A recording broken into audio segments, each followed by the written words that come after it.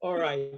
My name is Steve Lindy, the editor-in-chief of the Jerusalem Report, and it's my honor to welcome you all from Jerusalem to this worldwide webinar and to the presentation of the 2020 Boris Mints Institute Prize to Professor Sabina Alkire, Director of the Oxford University Poverty and Human Development Initiative. We welcome each and every one of you. The format for today's ceremony is a Zoom webinar, and unlike a normal video call, audience members do not have cameras or audio enabled. So please don't worry that you can't see yourself on screen or ask a question out loud. This is an interactive webinar and we want to hear from our audience. So if you'd like to submit a question in response to any of the presentations or speeches, you can type it into the Q&A section at the bottom of your screen. A selection of questions will be answered in the panel discussion later on. Let me say that once again, to be clear, you're welcome to send questions via the Q&A button, but you won't be able to speak or be seen. Before we get started, I'd like to say a special welcome to the president and founder of the Boris Mints Institute, Dr. Boris Mints himself, and to Professor Ariel Porat, the president of Tel Aviv University, and the head of the Boris Mints Institute, Professor Itai Sened. Of course, we'd also like to extend a warm welcome and hearty congratulations to the 2020 Prize Laureate, Professor Sabina Alkire, as well as the 2018 Prize Laureate and Nobel Prize winner for economics, Professor Michael Kremer. We are also fortunate to be joined by members of the Prize Evaluation Committee and the Boris Mints Institute.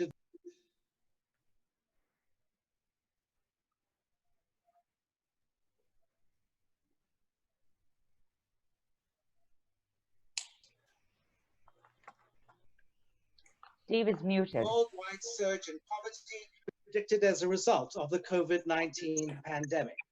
To get proceedings underway, it is now my honor to call on the president of Tel Aviv University, Professor Ariel Porat, to give introductory remarks. Thank you very much. Dear Dr. Boris Mints, the president of the Institute, of the Boris Mints Institute,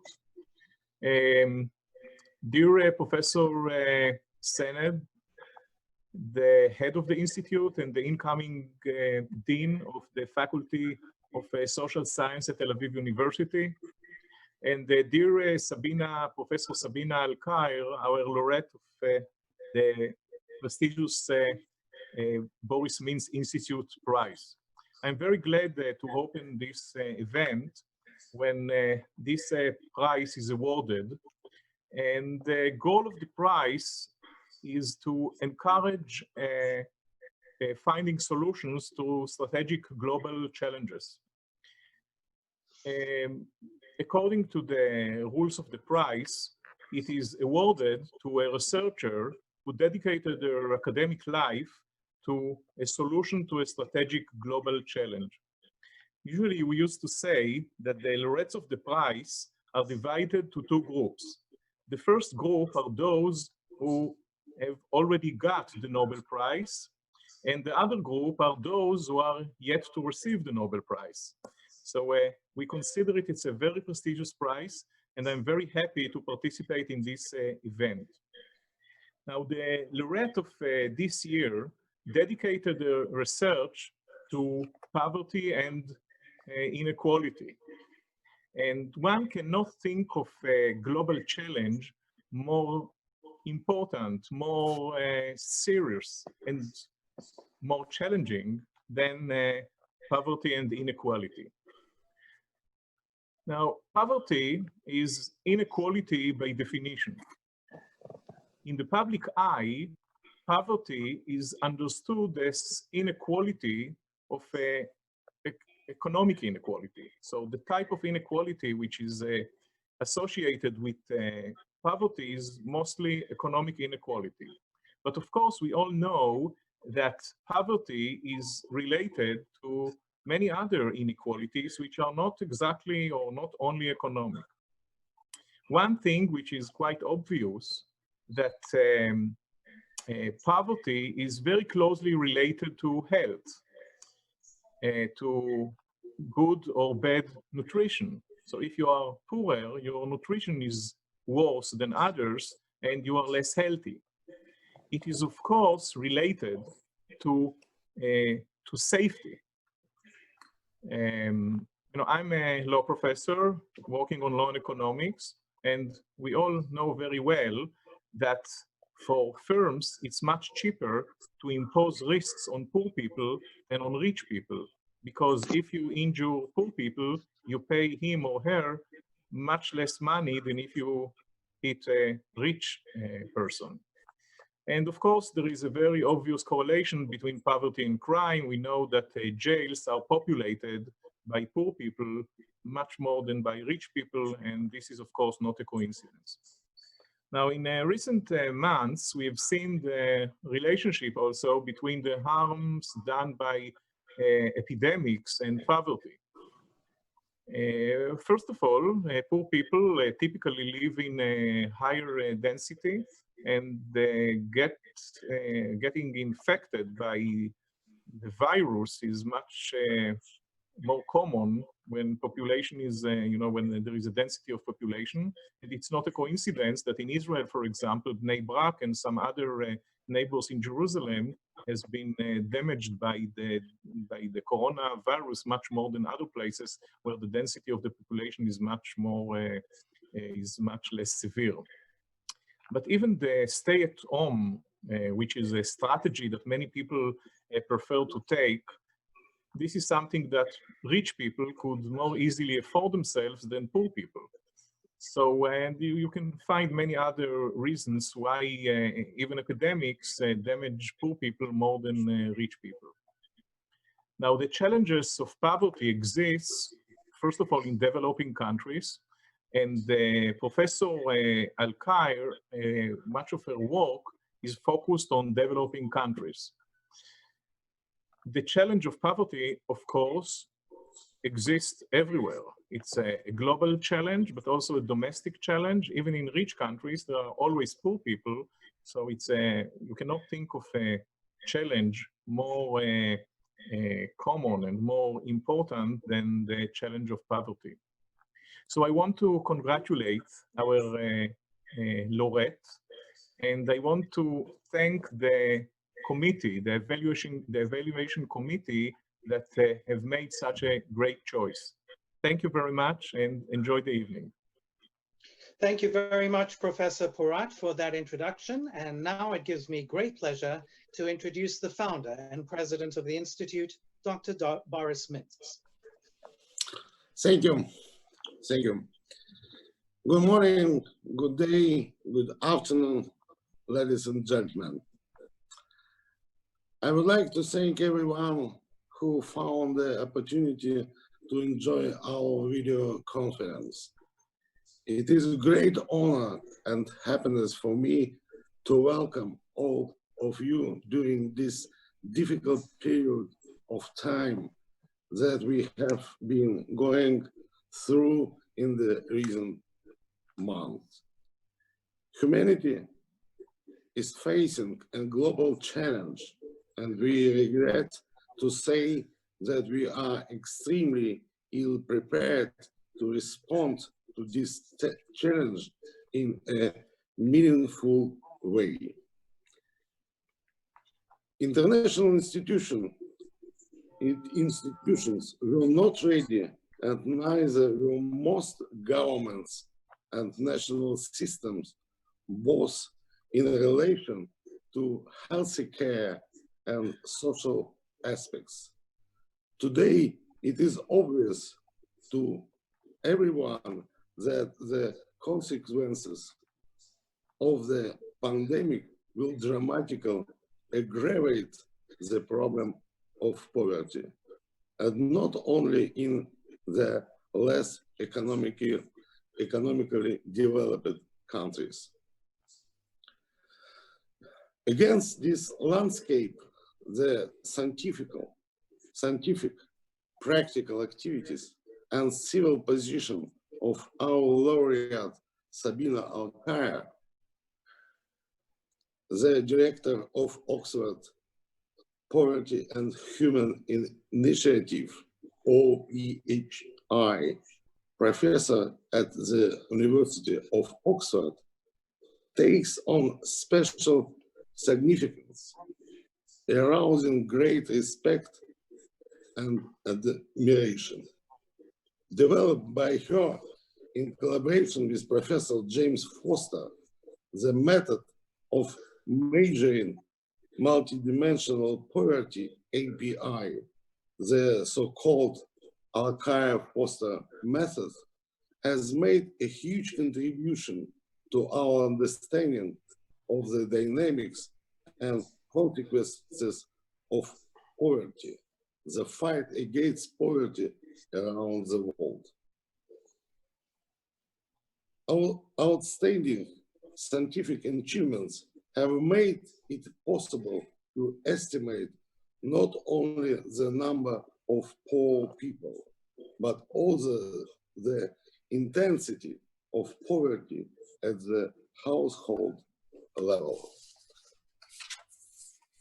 Thanks to OPHI and the collaboration with the United Nations and the World Bank, with the direct leadership of Professor Sabina Alkire, we have managed to build interaction with government authorities in more than 100 less economically developed countries. The study had a direct impact on government policies, which improved to well-being of local communities in these countries. With this in mind, I would like to congratulate the 2020 BIMI Prize winner, Professor Sabina Alkire, and wish her new victories and achievements in the future endeavors. I would also like to thank everyone who has made this event possible, considering the current situation, and I wish you good health and hope you and your close one stay safe. Thank you very much.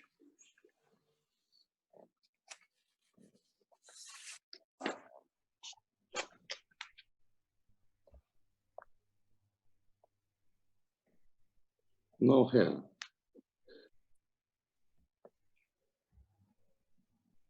Nobody is speaking.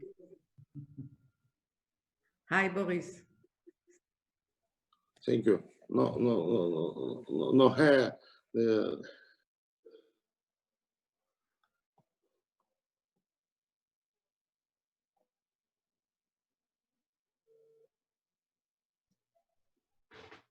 Steve is on mute. Steve, you should unmute.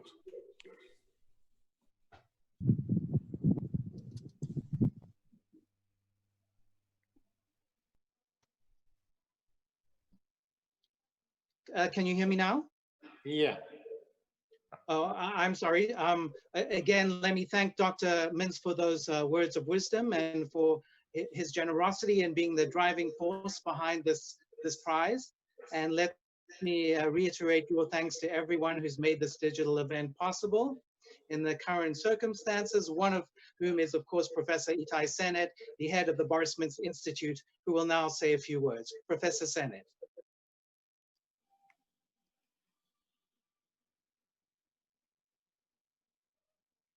Professor Senet?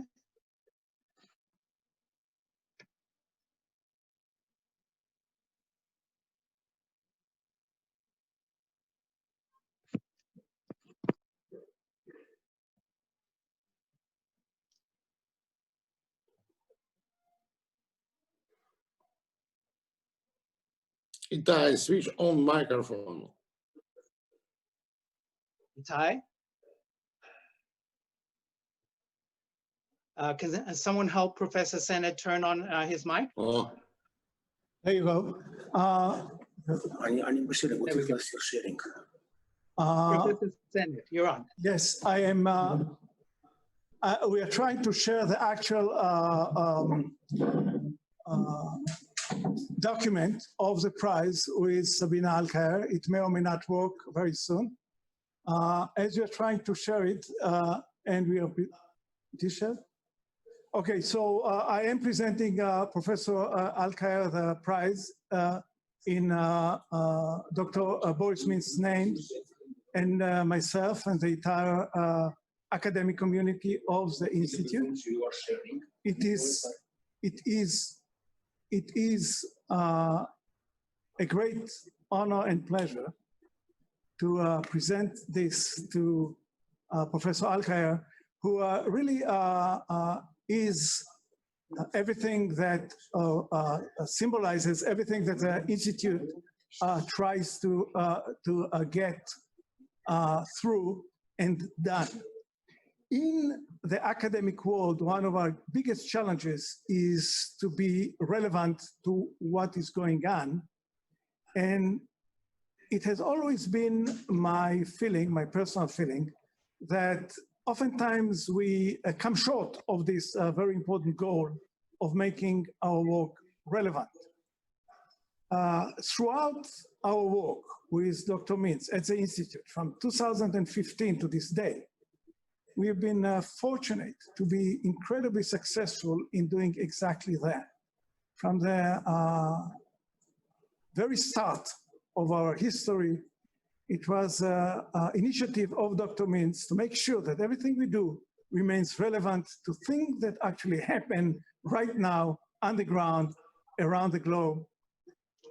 It is quite symbolic that Professor Alkire was chosen to be the laureate at the very early stages of the coronavirus.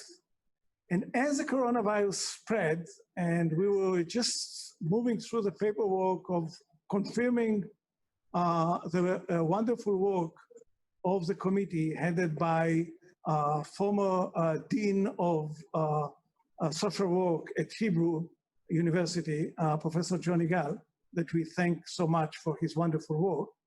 The coronavirus became more and more of an issue, and the connection between the epidemic and poverty became clearer and clearer 2 weeks ago when the World Organization announced its estimate that the number of poor people is expected to grow by 200 million more people, and probably surpass 1 billion people. And the note was made that we have been reducing poverty, however defined, since 1998. And now we are kind of back to this basic line we started at 1998, which is a huge drawback for all of us. But with people like Professor Alkire, I am confident that we will be quick to address this global challenge. And that is what the Institute is all about. It's about addressing global challenges when they happen and bringing the biggest, most prolific and influential scientists to the forefront to deal with those challenges. Our institute serving as a catalysator to just connect the biggest and most prolific minds, most influential academics with those challenges that we are facing. And what an appropriate choice in Professor Alkire in getting us the exact right person at the exact right front line at the exact right moment. So I really thank Boris Mints for this effort. I want to just mention 3 additional side notes on the work of the Institute that have come to fruition just in the last few weeks. First of all, by common count of dates, this is the Day of Independence of Israel. So congratulations to all of us. One of our graduates, Pina Tamano-Shada, has just been named Minister of Immigration. One of our star researcher, Sagit Azari-Wiesel, completed her PhD just 4 weeks ago, 5 weeks ago to be exact. She has worked on research very similar to the work of Professor Alkire, only from the other hand. Her work was to find the basic determinants of the vulnerability of the middle class. In other words, what makes people fall into poverty and where exactly they're vulnerable, using methods similar to that of Professor Alkire, in that it is multidimensional, trying to look at different aspects of the lives of the middle class. She is now in full swing working with the Israeli government, trying to figure out the exact models to estimate the return to normal labor markets at the very heart of this effort. And last but not least, another graduate of ours, Karen Umansky, who has just won a very prestigious postdoc with Potsdam in Germany, working on the rise of populist parties in Europe and trying to understand better this wave of populism sweeping the world. Last but not least, I want to thank Joella Flalo for her generous help with the Institute.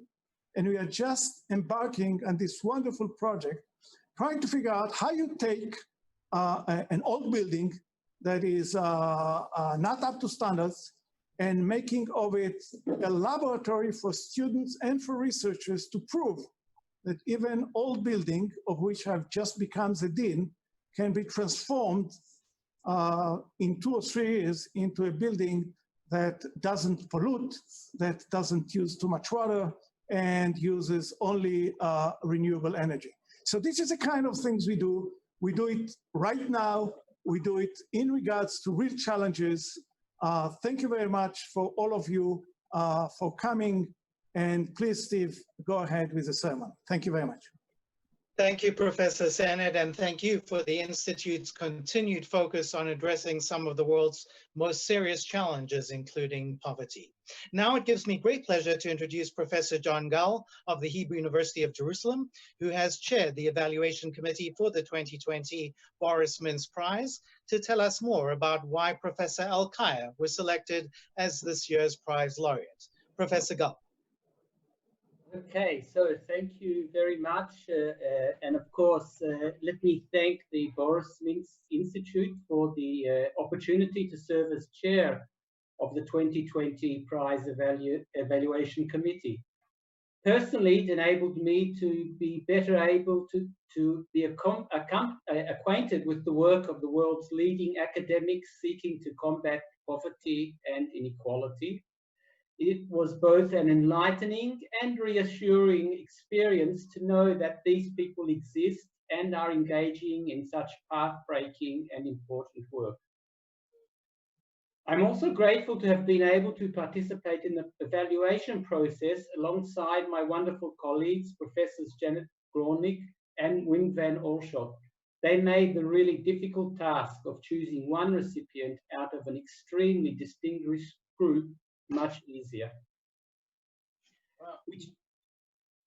We chose Professor Alkire as a recipient of the 2020 BMI Prize due to her exceptional contribution to our understanding of dynamics and implications of poverty, and because of the impact of her work on the struggle against poverty throughout the world, and in particular in developing countries. Though a prolific scholar in many ways, undoubtedly Professor Alkire's major academic contribution, and this I'm following up with Dr.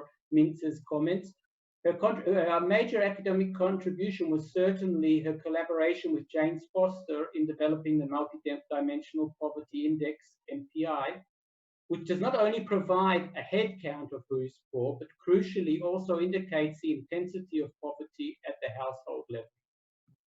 As one of the reviewers of her work noted, This is revolutionary for public policy since it allows the government to focus on the poorest of the poor. Alongside her academic achievements, Professor Alkire has devoted much of her career until now to working to address poverty in different societies through her leadership at the Oxford Poverty and Human Development Initiative. Through this initiative and in collaboration with the United Nations and the World Bank, she has led the effort to employ the MPI as a means to identify the challenges of poverty and the impact of policy on it in a great number of developing nations. We believe that Professor Alkire's receipt of the BMI Prize will offer due recognition to her for being the driving force behind institutions that have guided the struggle to better understand and combat poverty, be they international organizations, national statistical offices, or policy-making bodies in national and subnational governments throughout the global north and south. In short, we unanimously chose Professor Alkire for the BMI Prize because of her enormous contribution to addressing poverty across the globe, and we hope that the prize will also offer encouragement to her and to similarly minded academics to continue working to employ knowledge in this just struggle. So congratulations, Professor Alkire, on behalf of the Evaluation Committee.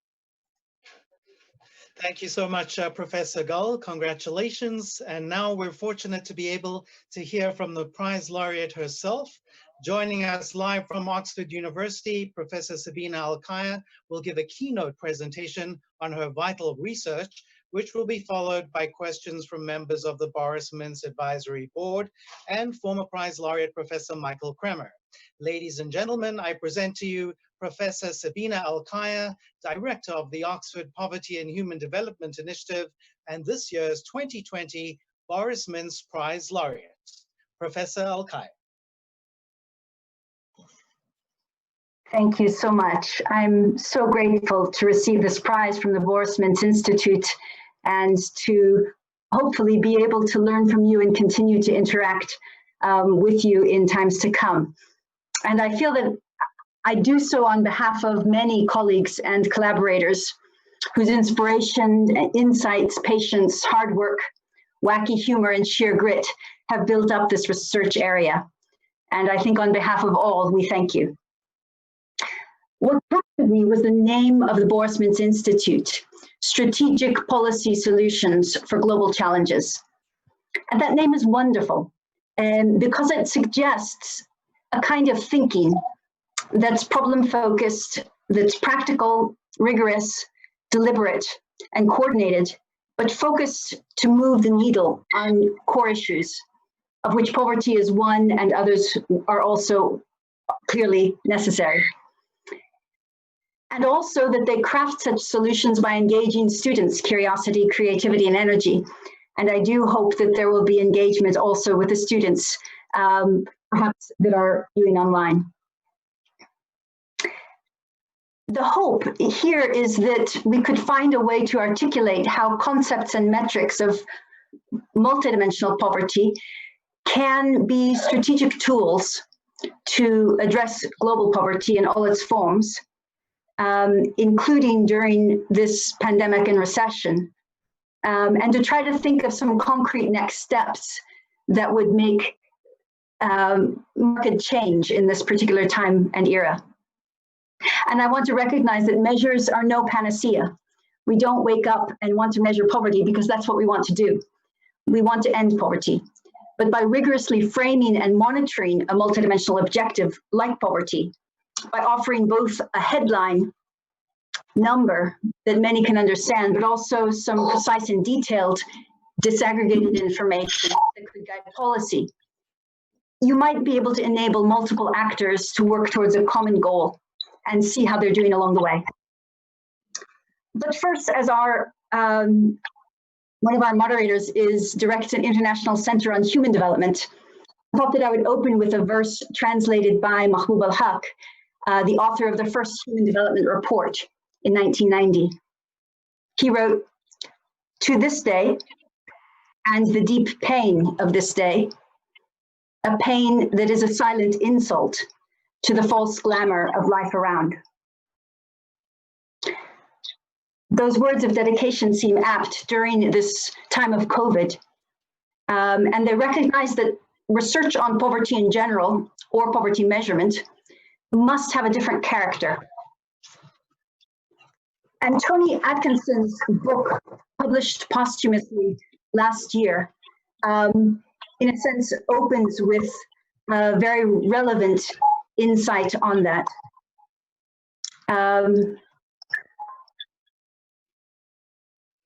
He said, the first chapter spoke of the link to action, that learning about the extent of poverty or its measure is important, but it's the link between a measure and action that marks out poverty measurement from many other subjects of study in the social sciences.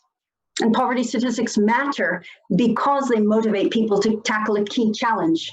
That's their strategic role among many different tools and kinds of expertise, all of which are equally important in redressing poverty. And in that sense, the role of poverty statistics in that community of expertise was to keep the challenge of poverty high on the agenda of governments and citizens. And it's interesting, therefore, how he positioned work to measure poverty around the world. He documented many examples where political leaders had learned about poverty and then had campaigned and undertaken practical action. And then observed in our day, writing during the SDG Agenda 2030 time, that the SDG targets, in a sense, were relying on statistics, that if we can't measure poverty in all its forms and dimensions, then a political commitment to end it has no force. Indeed, he went a little bit further to recognize that poverty statistics, in some sense, can be a performance indicator of governance. And so it's that link between rigorous measures, which are axiomatically sound, thanks to James Foster, and to all the students watching. I should mention that James authored his first very widely cited paper on poverty measurement while he was a graduate student. And so the floor is open and you are invited. But the statistics only really have that measurement relevance if they are linked to action. And so it's exploring and trying to find out how to make that link, which is perhaps of interest. So what is the concept and measure of multidimensional poverty? Very, very quickly. I'll draw on a wonderful book by Joe Wolf and Avner Jasholet called Disadvantage. And they frame the policy goal as a society in which disadvantages do not cluster. And by clustering, they mean one person having a lot of them at the same time and others few or none. So just to be very brief and obvious about that, if you have a society of 4 people, 1, 2, 3, 4, and 4 deprivations, health, education, shelter, and water, and you know from a dashboard that 25% of people are deprived in each indicator, you still don't know which society do you have.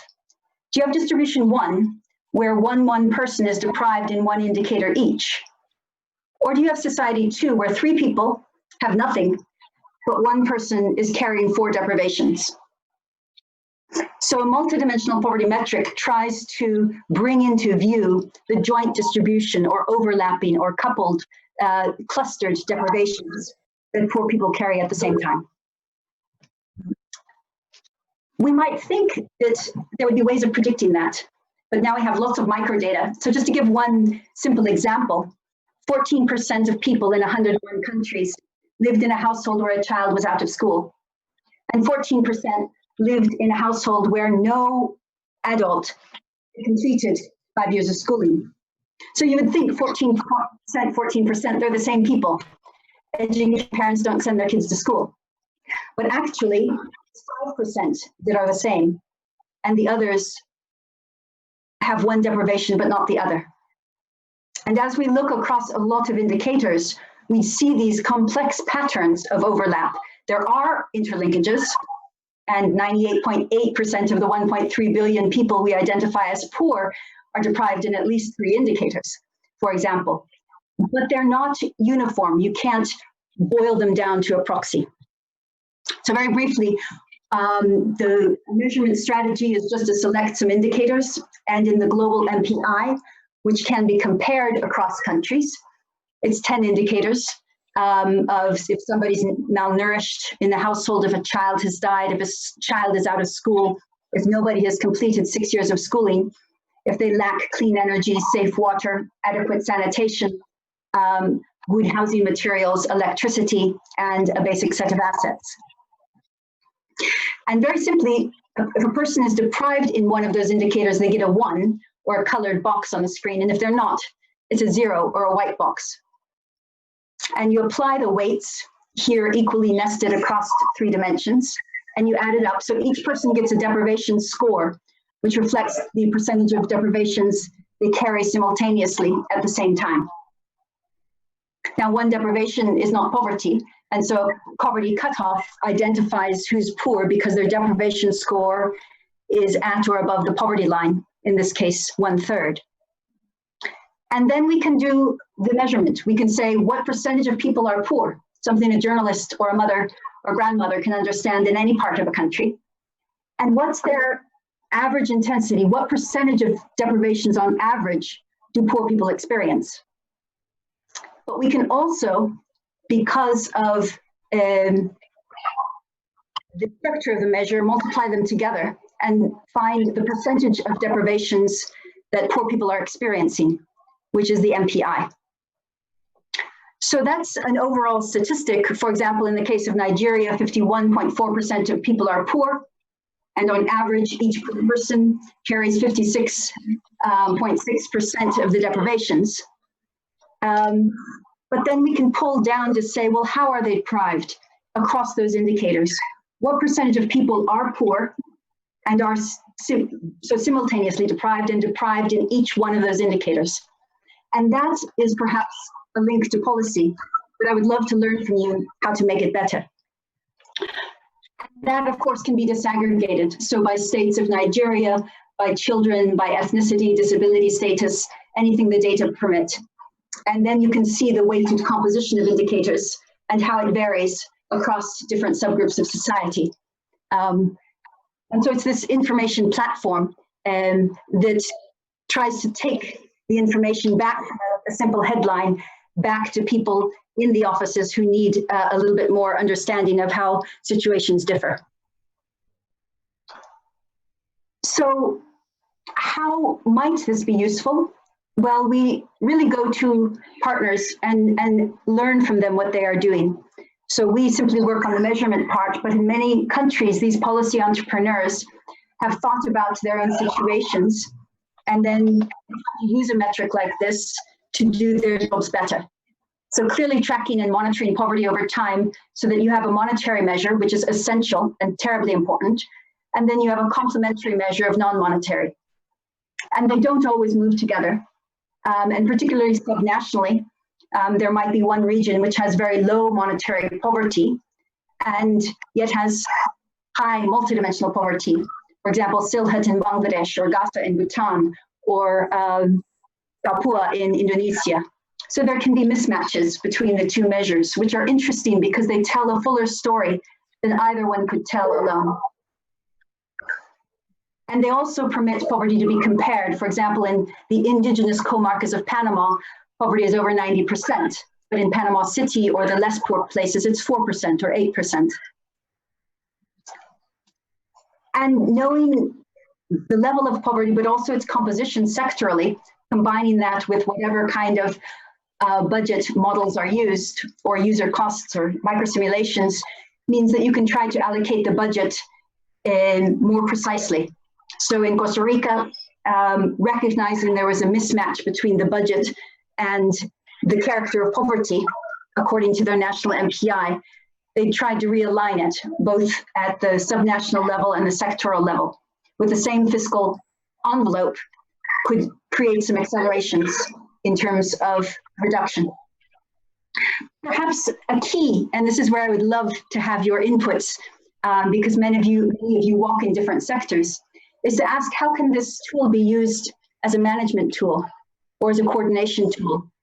For example, in the case of Colombia, McKinsey and others helped the government to set results and key performance indicators. And because they updated their national MPI annually, they created a roundtable chaired by the president with ministers not able to send deputies, where they could each, in a sense, articulate what they had done for the indicators, but also recognize that sometimes they needed to work together to move the needle on a particular indicator. And they could have alerts of indicators that were not moving and nudge them using a very simple dashboard of red, yellow, and green. So not all of the standard errors and the robustness tests, but something that helped them to work together among communities that often might compete. And then clearly there's with the disaggregation, one can just simply do geographic targeting, but also integrating some of the MPI questions in simplified form into censuses or registry information has been useful, for example, in Chile or in Bhutan, in order to target households for individual programming, complementing conditional cash transfers by, again, bringing into view people who may not be monetary poor, but might be multidimensionally poor. And another example is, in a sense, from the business sector, that businesses might do a survey of their own employees on a voluntary basis, using the national MPI for their country to assess how many of their own employees would be considered poor. And with very important privacy and ethical guarantees, then find a response. In Costa Rica, this was done initially by the largest bank in collaboration with Horizonte Positivo, a private sector group. And they found that 12% of their employees were poor, when 14% were poor nationally. And so they were able then to have different strategies alongside building solidarity, building productivity of the workers, but also really understanding the situations of their employees a little bit better. That work is now going into other countries as well. So these are some of the ways that people around us have innovated and tried to use measurement tools to link to their own actions. And so I think the question now in the time of COVID is, we all are looking out and feeling dread with the impact that this will have on the life chances of people who already have many comorbidities because they do not have hand washing, or because they live in overcrowded places, or lack the ability to protect themselves, and also because they may fall into poverty from job loss or from other things. And so the question is, how can these tools be helpful? And one very simple way is to simply try to quantify, using existing data, some of these comorbidities or vulnerabilities. To give a very simple example, using the data of the global MPI, which cover 5.7 billion people in 101 countries in 2019, we picked out 3 indicators: nutrition, clean water, and clean cooking fuel, which is associated otherwise with acute respiratory infections. And 3.6 billion people have one of the deprivations. 472 million of them have all 3 at the same time. And of them, 83.5% of those 472 million have other deprivations beside. And so just trying to understand and overlay this information with other data sources to get a fuller picture of different kinds of vulnerability. How is this used at the country level? I'll give an example of Colombia, where they used a census-based MPI, which is geo-referenced, within 2 weeks of a difficult time for COVID, to target families who were not beneficiaries of conditional cash transfers because they were deprived in informal work or health conditions, or because they had other vulnerabilities like overcrowding or intergenerational households. So having the MPI in the census database already up and running, but then also able to pull in other indicators that were relevant for COVID. And we've been able to work alongside a number of covered countries that are trying to do this blend between multidimensional poverty and new vulnerabilities to target the existing and new poor in different ways. And they also overlaid the MPI with health record data to look at urban patterns of contagion for over 1,000 municipalities. So these are some of the ways that groups have been using the measures. I expect we can think a lot more, but of course this depends on data. And so some of the strategic challenges in the short term are not just to extend multidimensional analyses using existing data, but to really innovate in data collection with rapid remote surveys that include core poverty indicators, sometimes partnering with non-traditional, we work mainly with national statistics offices, but partnering now with people doing other kinds of surveys, figuring out how to have a good sampling frame with remote surveys and improve the data quality, or at least understand the data quality, and how to link it with other data sources. And also, as the 2020 census is paused, integrating multidimensional metrics into those post-COVID. And then bringing in some of the coordination, which in a time of humanitarian need, with additional actors from civil society, from business, and from the international agencies, requires even more coordination and a more clear common objective. But the most important, and I'll end on this, is really to try to position poverty, and this is where the Boris Mints Institute might be a core partner, to try to position poverty as a key post-emergency goal. Many of you will have read Amartya Sen's article in the FT or previous works in which he recognized with admiration how Britain handled the food shortages during the Second World War with rationing and social support, and observing that they created a measurable change in that life expectancy had increased 1.2 years for men in the decade before the war, but they actually, life expectancy increased 6.5 years during the war, and for women it was 7. And so that was a time of tragedy, but the concern for the bottom of the distribution came to the fore, and it was effective. In July this year, we will release with UNDP the 2020 global MPI data, updating it for 1 billion people, but we'll also release trends over time for 5 billion people. And Pedro Conceição, the head of that office, was in Sierra Leone during the time of the Ebola crisis. And out of the 75-some countries that we cover, Sierra Leone actually had the fastest reduction in multidimensional poverty. And furthermore, it did so during the same 4 years as the Ebola crisis, 2013 to 2017. And Ebola was there from 2013 December to 2016. Poverty during those 4 years fell from 74% to 58% multidimensionally. And in each indicator, although driven by changes in nutrition, school attendance, and health. And we know that pandemics are messy. Governments have to respond at galloping space. There are mistakes that are made, but the hope is that there would be some possibilities, even despite the tragic circumstances, by a clear goal, well communicated, well measured, but measurement is not the answer, it's the incentive and maybe the recognition. There could become a historic inflection point in reducing poverty in monetary forms and in multidimensional forms. And so we would love very much to try to work together with others because no one actor can advance this work. We must work together. But that might be a way that a multidimensional metric could be part of the Boris Mints Institute's strategic policy solution for global challenges. Thank you so very much.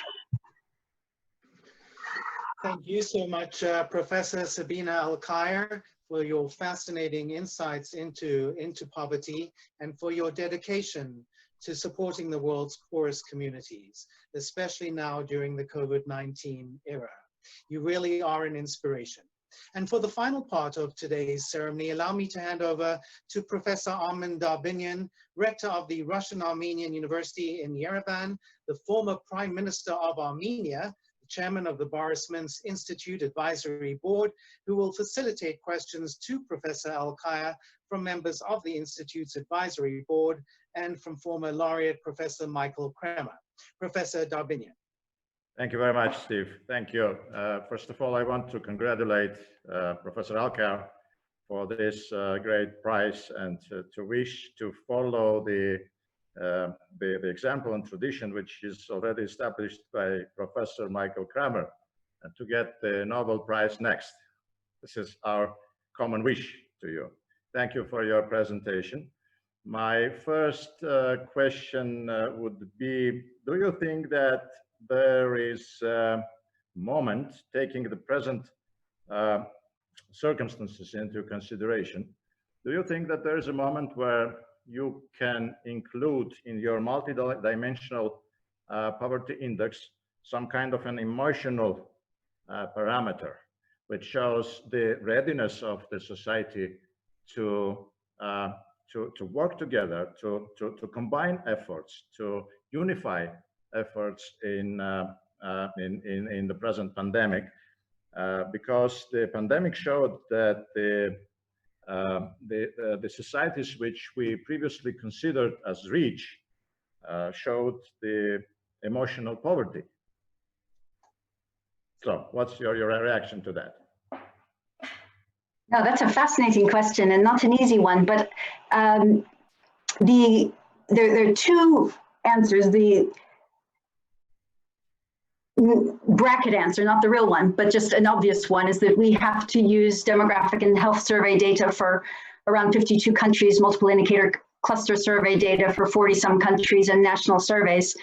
And we tend to have to use all of the data from the same survey. And so the perceptual data or the emotional data are not in those surveys at present. So to add them in, we would have to do something different at a disaggregated level, but probably not at the household level. But I think more importantly, I think it is important and possible to measure those kinds of assessments. I remember some interesting measures that I think Mandura did of collective efficacy, where you ask people, it's self-report, but it's deliberated self-report. You say, how sure are you that you could lift a 5-pound bag of flour? How about a 10-pound? How about a 50-pound or 100-pound? So you get people used to the idea of assessing their own efficacy. And then you ask them about a collective problem, action problem. How sure are you that in your community you could stop this kind of a tragedy from happening, or you could report it or intervene? And this one and this one. And that assessment, self-assessment of efficacy would be, I think, the kind of indicator that you were looking for. I haven't seen those built into poverty surveys. We do in Bhutan a gross national happiness survey, and that does have, for example, questions on animosity and on belonging and some other community variables like volunteering and donations, but it doesn't have this particular assessment of the ability to work together. And that would be very important, but alas, at the moment we cannot. Thank you very much, Professor. I think it's a great challenge now to try to include some emotional parameters into your calculations. Thank you. The floor is given now to Dr. Boris Mints for the next question. Please, Boris. No, thank you. I hope we will have meeting with Professor Alkire face to face. I ask you, but now I will not use the time. Thank you very much. Okay, thank you. Then I will turn to Professor Michael Kremer and invite him for a discussion. Professor, the Nobel Prize laureate Michael Kremer, who is very known in the world by his research on developing societies. And I think now, taking again this pandemic into consideration, we can consider the global world society as developing one. Professor Kremer, the floor is yours, please. Great, thank you very much. It's wonderful to be here for the BMI event, and wonderful to be celebrating this and seeing the recognition of this wonderful and very important work. I'm one of the many reasons I'm excited about this is that many people outside of economics often think that economists see the goal as maximizing GNP. And nothing could be further from the truth. In fact, even the most orthodox economists don't see the goal as maximizing GNP. There's a saying that economics has a concept of final goods and intermediate goods. So a final good would be something like bread that you eat.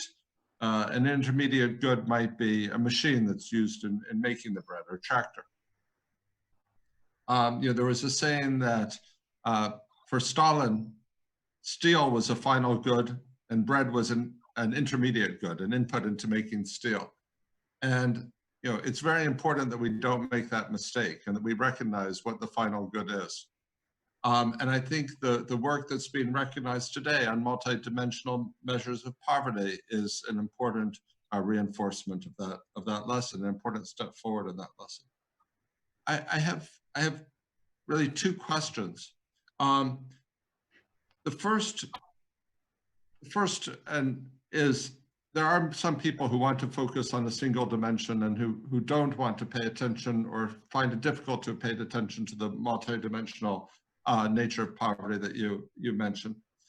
And I wonder whether for them, as a very imperfect measure, it might be better to focus on log income rather than income. And perhaps if we focused on log income, it would at least be somewhat more correlated with what we actually care about. And then the other question was precisely about COVID-19. Was wondering about your thoughts for rapid measurement in an age of COVID-19. I feel that a lot of policy has been very hampered by the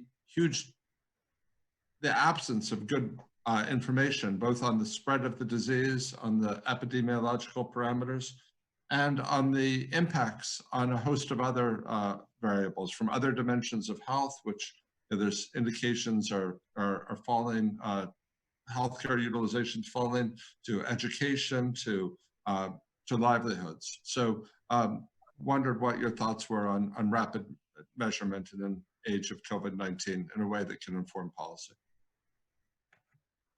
Please, Professor. Thank you. The floor is yours, Professor. Thank you so much. So for the second first, yes, we primarily use household survey data and census data. But as you know, all household surveys are paused where there's a COVID lockdown, and censuses will also perhaps be delayed. And so there's a danger of a data desert where we cannot even see the shape of poverty as it changes. And we know with trepidation that it may rise, but we really need that data. And so there's a challenge. And there are many innovations, as you know, going on. The possibility of phone surveys, if ethical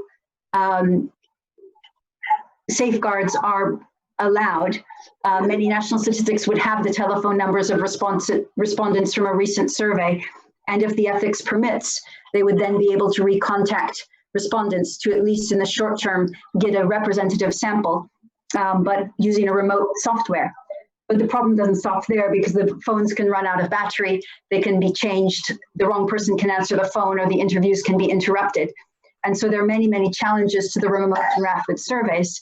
And yet, in this time, the hope is that, and many of the international agencies are working on that, World Bank, UNDP, UNICEF, it could actually create a leapfrog. It could create a bit of a breakthrough in how we can do other than face-to-face survey data collection. And so it's the only thing that we can do, perhaps, for multidimensional measures where we need several at the same time. And so we have, in a number of countries, used initially the SWIFT surveys of the World Bank, and now rapid socioeconomic impact assessments to build vulnerability indices in COVID, and all have been collected remotely. And so it's not perfect, but at least it's a new data source, and that's hopefully one that will be improved in the times to come. In terms of income or log income, I would rather have a conversation with the persons just to explore more of their assumptions about the non-monetary behaviors of individual indicators or of multidimensional indicators. In the data on changes over time, we are able to match $1.90 a day and MPI data for a set of countries and look at their trends with common start and end dates. And they're quite different. And so the assumption that the trends would move together, which was already broken by François Bourguignon, Stefan Claassen, Stefan Durkin, and others in papers during the MDG era, that monetary poverty reductions don't track reductions in non-monetary goals. That's again corroborated by the evidence. And so I would suggest, rather than making an assumption that a log income would approximate other deprivations, it might be interesting to have a conversation about looking at them more directly and just look at the data. There's nothing ideological, all are important, but they actually behave quite differently. And so just learning that, and we continue to learn ourselves. Thank you very much. Thank you for your answers. The next question will be given to Ms. Joelle Alfalo, a member of the Boris Mints Institute Board and president of the Maternelle Foundation. Please, Joelle, the floor is yours. Thank you. First of all, because I see you, I saw in Erevan what you have done for the adapting yourself now to have people and putting the names through. And it was very interesting as a non-modern and modern country. Congratulations. Thank you, Joelle. Thank you. Thank you, all of you. Pragmatically, what I see is we are going in a new era. And if we compare the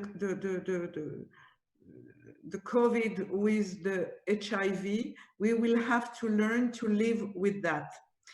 Yes, it creates new poverty or bigger poverty.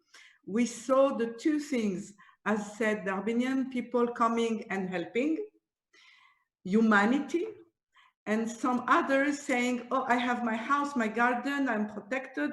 What's going outside, it's not my business, or I'm lucky to escape of it. I understand that humanity has to either address it, like Damian said, emotional. It's not emotional, it's pragmatic.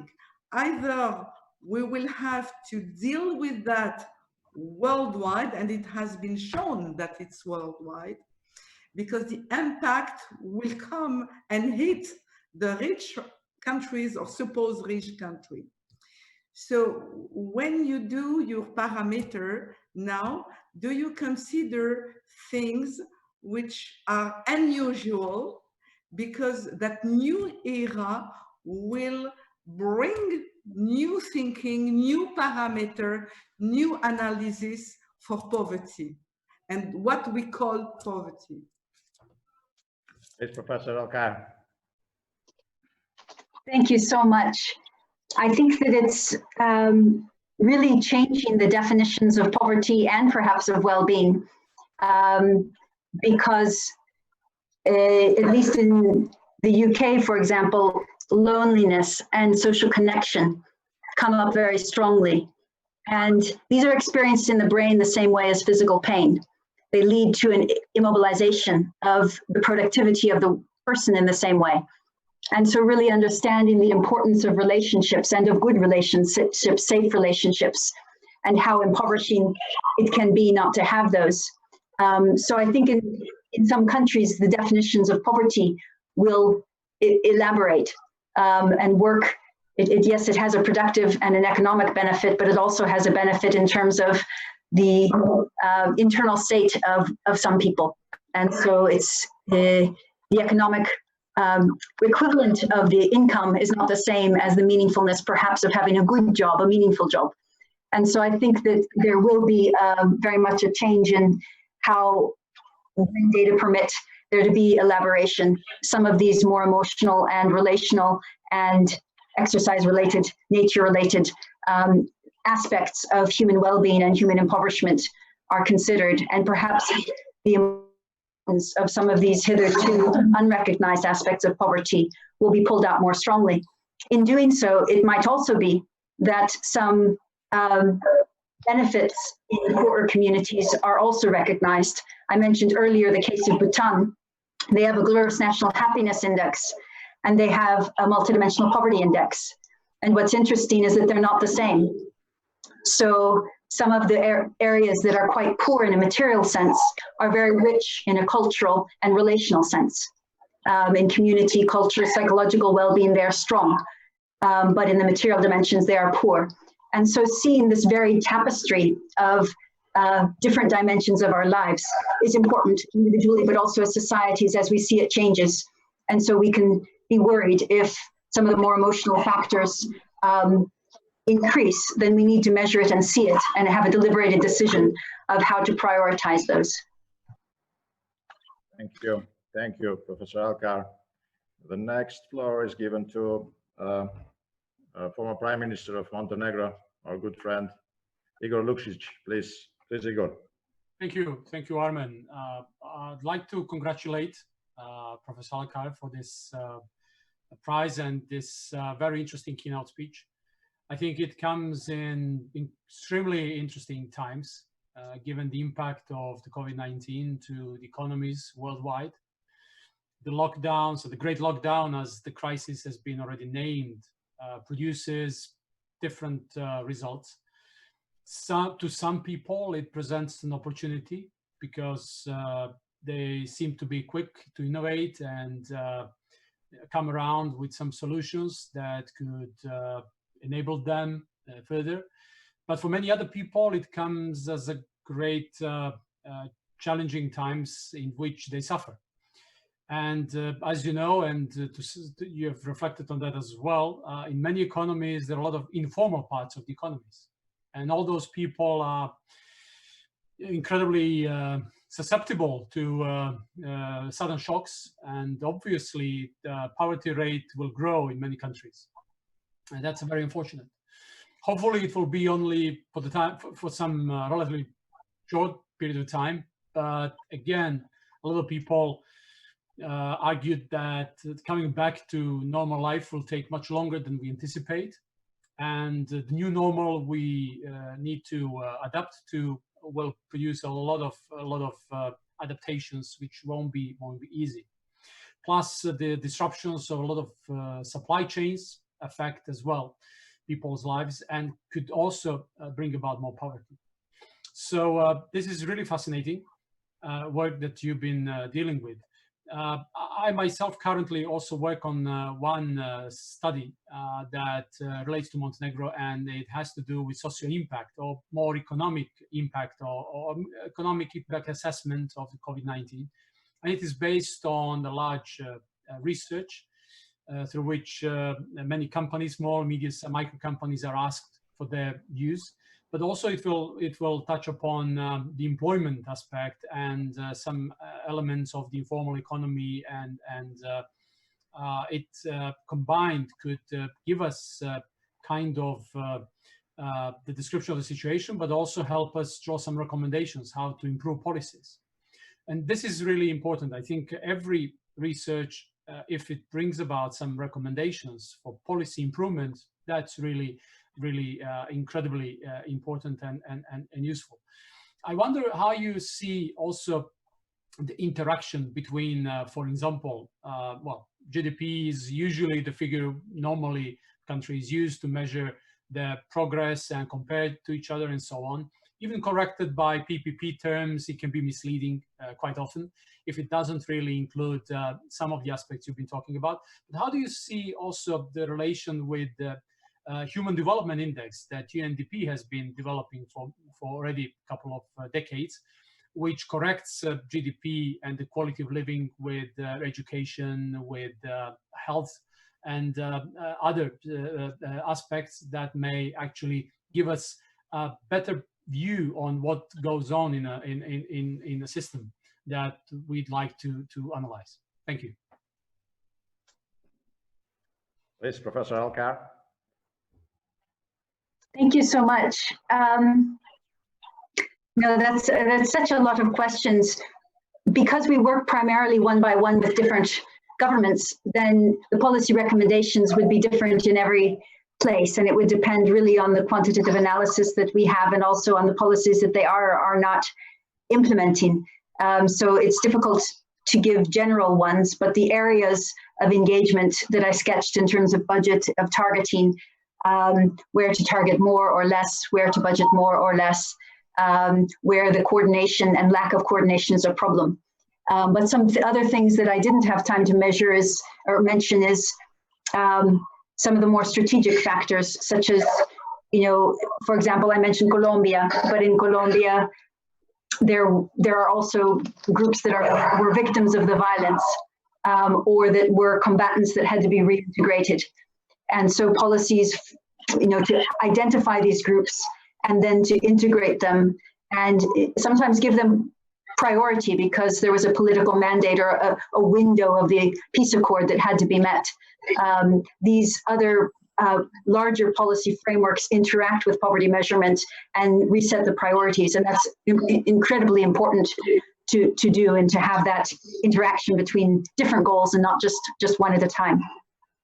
In terms of the level of income of the country, that's very important. I mentioned the global MPI, which in Armenia or Montenegro is very, very low, so it's not an appropriate measure, but it goes up to 92% in a country like Niger or South Sudan. But what was interesting in the report this year is that we looked at the subnational regions, over 1,000 of them. We found in high-income countries, the levels even in subnational regions are quite low. But in upper middle income countries, poverty ranges from 0 to over 70% of people being poor in some subnational region of some upper middle income country. In low middle income countries, it's from 0 to 86%.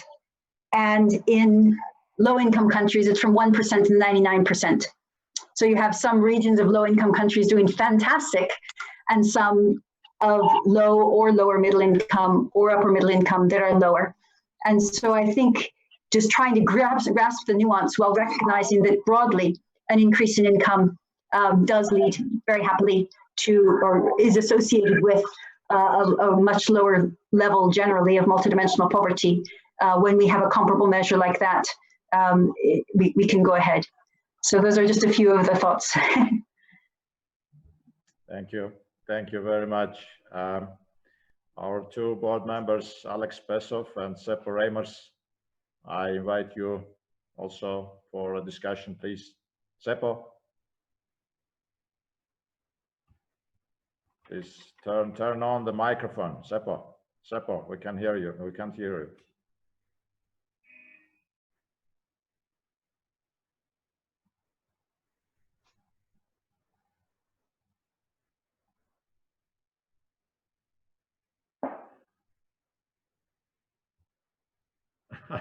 Okay.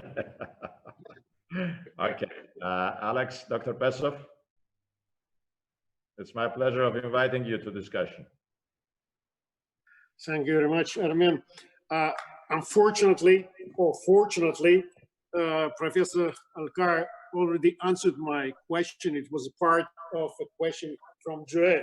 We always are in tandem, in sort of tandem with Joel. So I just I was thinking about cultural codes of different nations. I think, and you already did it. So my congratulations. Thank you. Thank you. Thank you very much. Thank you. Other questions, please? If no question, so I have to congratulate once again Professor Alkire for the Boris Mints Institute Prize and wish you all the success in your future researches and activities. And I hope, and we all hope, that in someday we can have a gathering together and be not only online, but also in line with each other. Thank you very much. Thank you. And congratulations, congratulations to all of you, all of us, actually, for this great event. Thank you. Thank you, Professor Darbinian. Sorry, Professor Alkire, did you want to say something? No, I want to say thank you very, very much to each of you. I wish that we could be together, and I wish I could express my gratitude better, but I'm very, very grateful, and I hope that this is the beginning of a conversation. But thank you very much. Thank you, and we congratulate you again, and thank you to all the speakers during this historic first digital award ceremony of the Boris Mints Prize, and for sharing your insights into the crucial issue of understanding and reducing poverty. Thank you to Dr. Mints and everyone at the Boris Mints Institute and to Tel Aviv University for supporting such vital research.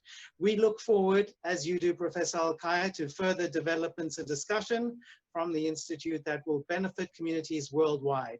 We wish you all good health as the ceremony comes to an end. Thank you again for joining us. Goodbye, or as we say in Hebrew, Shalom v'lehitraot.